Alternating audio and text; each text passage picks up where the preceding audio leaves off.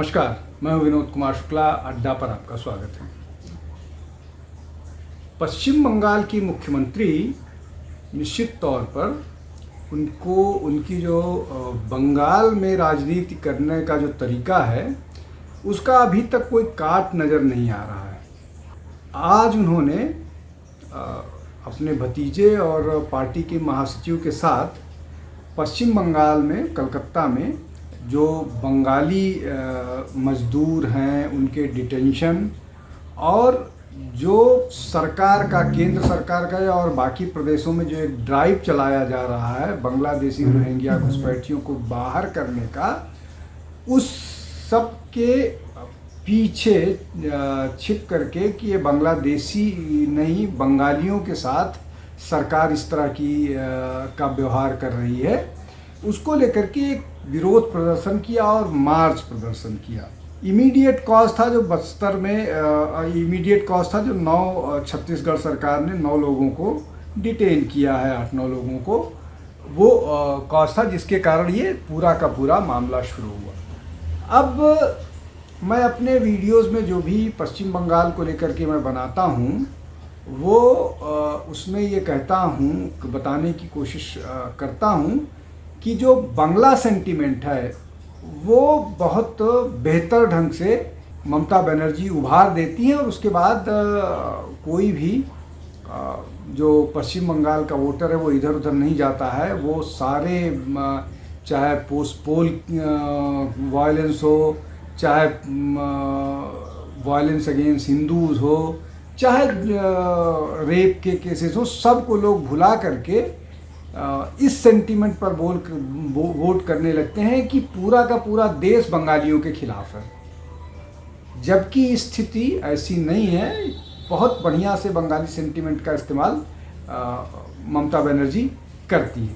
अब ये जो मैं आज के विरोध प्रदर्शन की बात कर रहा हूँ, इस विरोध प्रदर्शन को समझने की जरूरत इसलिए भी है कि कितने बढ़िया ढंग से ममता बनर्जी ने चीज़ों को प्रीएम्प्ट कर दिया है। बिहार में अभी स्पेशल इंटेंसिव जो रिवीजन चल रहा है वो उसका अगला पड़ाव पश्चिम बंगाल हो सकता है। और अभी जिस तरह से इलेक्शन कमीशन ने ये कहा है कि सारे प्रदेश के जो chief election CEO chief election officers हैं वो तैयार रहें ये जो स्पेशल रिवीजन के लिए और करेंगे। और ये स्थिति जो है बांग्लादेशी रोहिंग्या जो घुसपैठिए वोटर बने हैं, ये स्थिति एक्यूट है पश्चिम बंगाल और आसाम में। लेकिन आसाम से भी ज़्यादा खराब स्थिति इसलिए है पश्चिम बंगाल में, इसलिए है कि पश्चिम बंगाल में उसको राज्य का संरक्षण है, इस तरह की बातें होती हैं। बीजेपी सीधे तौर पर आरोप लगाती है कि बांग्लादेशी और रोहिंग्या लोगों को पश्चिम बंगाल की सरकार का संरक्षण है और पूरे देश में जो बांग्लादेशी और रोहिंग्या घुसपैठिए बने हुए हैं उनमें से ज़्यादातर का आइडेंटिटी प्रूफ जो है वो पश्चिम बंगाल का है। और सब ज़्यादातर लोगों से अगर आप पूछिए, चाहे वो तमिलनाडु में है, चाहे वो केरल में हो, चाहे उत्तर प्रदेश में हो, चाहे जम्मू कश्मीर में हो, अपने आप को मुर्शिदाबाद का नागरिक बनाता है। तो अब ये जो पूरा का पूरा मसला है इसमें ममता बनर्जी ने इसको प्रीएम्प्ट कर लिया और अभी से ही इसको कहना शुरू कर दिया है कि ये जो चल रहा है ये मुसलमानों को वोटर लिस्ट से निकालने की केंद्र सरकार की योजना है। अभी तक जो बातें महाराष्ट्र में जय महाराष्ट्र या इस तरह का नारा निकलता था, पहली बार ममता बनर्जी ने भी उसी तरह का नारा दिया जब उन्होंने जय बंगाल का उद्घोष किया। और वो भीड़ जो उनका हमेशा का रहता है कि वो कलकत्ता की सड़कों पर निकल जाती हैं, उनकी अपनी एक सिग्नेचर स्टाइल है और लोग खड़े उनके साथ जुड़ जाते हैं बंगाली सेंटीमेंट के नाम पर। ये एक बड़ा वो है। अब इस मामले में जो पूरे देश में घुसपैठियों के खिलाफ एक अभियान चला रही है, मामला अदालत में भी जाता है, बहुत सारी और चीज़ें हैं और इस तरह का एक अनुमान है कि देश भर में लगभग 4 से 5 करोड़ बांग्लादेशी रोहिंग्या पाकिस्तानी घुसपैठिए हैं जो किसी न किसी तरह से, जैसे पाकिस्तानी जो हैं वो शादी करके आए हैं, यहीं रह गए हैं और जाते ही नहीं हैं वापस। बांग्लादेशी घुसपैठिए लगातार उनका आना जाना जारी है। रोहिंग्या जो आए हुए हैं, जो वो यहाँ से निकलना नहीं चाहते हैं कुछ, जबकि भारत जो है वो जो रिफ्यूजी UN रिफ्यूजी उसका सिग्नेटरी भी नहीं है। अब ये जो मैं बात कह रहा हूँ, ये बातें सब कई बार कह चुके हैं। असली मसला है जो पॉलिटिकल स्ट्रैटेजी पर ममता बनर्जी काम कर रही हैं कि अभी से वो लग गई हैं। एक तो ये कि जितनी आसानी से बिहार में ये जो स्पेशल रिवीजन हो गया, स्पेशल इंटेंसिव रिवीजन हो गया, बांग्लादेश में, पश्चिम बंगाल में ममता बनर्जी वो इतनी आसानी से नहीं होने देंगी और उसकी बानगी उन्होंने आज दिखा दी है।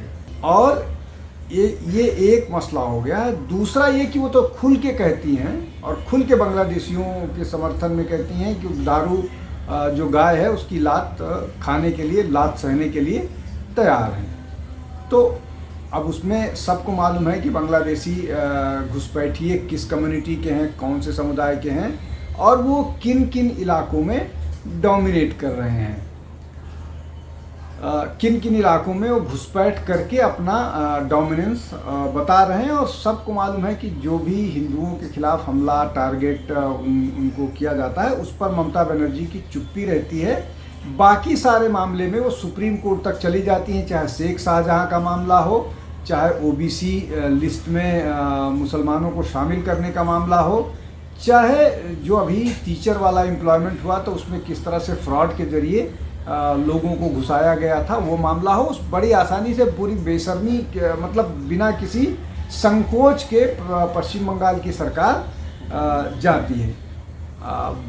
बांग्ला सेंटिमेंट ममता बनर्जी प्ले करती हैं, लेकिन लोकसभा के जो LOP थे अधीर रंजन चौधरी, उनको हराने के लिए इनको एक गुजराती मुस्लिम कैंडिडेट की ज़रूरत पड़ती है। तो ये कहना कि वो बहुत कट्टर बंगाली हैं, कट्टर बांग्ला सेंटिमेंट है, वो कहने के लिए तो अपने आप को कट्टर हिंदू और देवी उपासक भी मानती हैं, लेकिन जिस तरह से वो बिहेव करती हैं उस हिसाब से वो सिर्फ वोट वाली बात करती हैं, वो सिर्फ अपीजमेंट की बात करती हैं। सिर्फ चुनाव जीतने के लिए जो गणित करना चाहिए उसमें वो माहिर हैं और बहुत बढ़िया से करती हैं। और लगातार 3 चुनाव में बीजेपी को वो चेकमेट करते आ रही हैं। और अभी जिस तरह से दिख रहा है उसमें एक बार फिर वो उसी दिशा में जाती हुई नज़र आ रही हैं। अब ये अलग बात है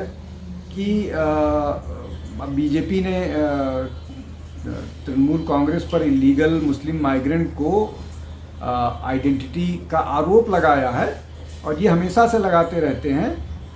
लेकिन जिस तरह से ममता बनर्जी अपने कार्ड को प्ले करती हैं, जैसे बहुत सटल तरीके से एक इशू है जो केंद्र सरकार के पास पड़ा हुआ है, वो ये है कि पश्चिम बंगाल का नाम बदल करके बंगाल कर दिया जाए। और अभी ऑफिशियली पश्चिम बंगाल ही है, लेकिन न्यूज़पेपर, ममता बनर्जी की पार्टी या इस तरह के जितने भी अनऑफिशियल हुए हैं वो बंगाल ही बताती हैं। वो ये बताने की कोशिश करते हैं कि बंगाल जो है वो बंगाल है, कोई इसका विभाजन नहीं हुआ है, कोई हिंदू मुस्लिम के नाम पर डिवाइड नहीं हुआ है। ये बहुत तरीके से करती हैं। दूसरा ये कि रिलीजियस जो देवी जो रीजनल सेंटीमेंट है, बंगाली वर्सेस द रेस्ट, जो बंगाली वर्सेस गुजराती से शुरू हुआ था, वो पूरे पूरे प्रदेश में एक सेंटीमेंट जगाने की कोशिश करती हैं और उस सेंटीमेंट का फ़ायदा उठाने की कोशिश करती हैं। इस पूरे मामले में जो आज अचानक जो ये प्रदर्शन हुआ, इसलिए कि ये जो ड्राइव चल रहा है, ड्राइव तो लंबे समय से चल रहा है और कभी 4 लोग, कभी 5 लोग और कभी 200 लोग, कभी 250 लोग, कभी 50 लोग जो इलीगल हैं उनको डिपोर्ट भी किया जा रहा है। लेकिन अब चूंकि धीरे धीरे लगभग साल भर का समय बचा हुआ है चुनाव के लिए, इसलिए ममता बनर्जी अपनी स्ट्रैटेजी को धीरे धीरे वो करने की कोशिश में लग गई हैं। किस तरह से चुनाव जीता जाता है। एक बार उन्होंने अपने पैर में चोट दिखा करके एक चुनाव जीता, दूसरा चुनाव खेला होबे करके जीता। पहला चुनाव निश्चित तौर पर जो नंदीग्राम वाला मामला था, उस मामले में उस समय लेफ्ट को हटाना था, इसलिए एक सेंटिमेंट बना गया। लेकिन पिछले ये दो चुनाव जो हैं, दोनों चुनाव जो है उसमें कहीं न कहीं ये जो बंगाली सेंटिमेंट की बात है ये बहुत जोर पर रही। अब इसमें ऐसा नहीं है कि जो बीजेपी के साथ लोग हैं जो, या बीजेपी पश्चिम बंगाल में नहीं है। 18 सीट लोकसभा की एक बार जीत चुकी है, 74 सीटें 74 सीटें अभी विधानसभा में हैं। लेकिन ये जो बंगाली सेंटिमेंट की जब बात आती है तो जो कॉमन लोग हैं, जो दूर दराज के इलाकों के लोग हैं, वो बीजेपी को एक आउटसाइडर पार्टी मान लेती है। और ये ऐसा होता रहा है, ये ऐसा कर्नाटक में हुआ है, ऐसा तमिलनाडु में होता है, ऐसा केरल में होता है, ऐसा आंध्र प्रदेश में होता है, ऐसा तेलंगाना में होता है। एक ये जो सेंटिमेंट होता है कि ये नॉर्थ की पार्टी है, उस सेंटिमेंट को धीरे धीरे बीजेपी कर्नाटक पहुंच गई है, तमिलनाडु पहुंच गई है। 11-12% वोट तमिलनाडु में बीजेपी क्लेम कर रही है। तो ये जो एक सेंटिमेंट है कि ये नॉर्थ वाली पार्टी है, वो ख़त्म तो हो रहा है, लेकिन अभी इसमें टाइम है। और यही 2-3 स्टेट्स हैं, पश्चिम बंगाल, केरल, तमिलनाडु और तेलंगाना। ये 3-4 ऐसे स्टेट हैं जहां पर बीजेपी अब तक किसी भी तरह से सरकार में नहीं आ पाई है, सरकार नहीं बना पाई है। और बीजेपी लगातार प्रयास कर रही है कि ऐसा कर पाए। और ये इसलिए नहीं हो पाता है, जैसे तमिलनाडु में द्रविड़ सेंटिमेंट चल जाता है, कर्नाटक में कन्नडिगा सेंटिमेंट चल जाता है। हालांकि कर्नाटक में कई बार सरकार बना चुकी है। पश्चिम बंगाल में जो है ये जो बंगला सेंटिमेंट है, और इस बंगला सेंटिमेंट को ममता बनर्जी बहुत बेहतर ढंग से प्ले करती हैं। और इसका कोई न कोई काट जो है वो अब तक भाजपा नहीं खोज पाई है। और वो ममता बनर्जी इसको बहुत बेहतर ढंग से इस्तेमाल करती हैं। और मुझे लगता है कि एक बार फिर वो इसको उसी दिशा में ले जाने के लिए लग गई हैं। ये जो छत्तीसगढ़ पुलिस के द्वारा गिरफ्तारी का मामला है, ये एक बहाना है, लेकिन ये 2 अगले विधानसभा चुनाव की तैयारी ममता बनर्जी ने शुरू कर दी है। और वो उनको ये मालूम है कि इस बार उनके लिए चीज़ें थोड़ा मुश्किल होने वाली हैं, इसलिए कि जिस तरह से बंगालियों के साथ भी इस बार अन्याय हुआ है, चाहे मुर्शिदाबाद हो, चाहे